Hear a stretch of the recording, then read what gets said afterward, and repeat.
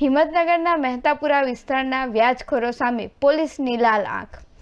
નમસ્કાર, હું છું પૂજા રાવલ। ધી કેસરી ટાઈમ્સમાં આપનું સ્વાગત છે। હાલના સમયમાં વ્યાજખોરોના ચક્કરમાં અનેક લોકો પીસાઈ રહ્યા છે, ત્યારે મહેતાપુરા વિસ્તારના 3 વ્યાજખોરો 30% વધુ વ્યાજ લેતા હોવાની ફરિયાદ પોલીસને મળેલ હતી।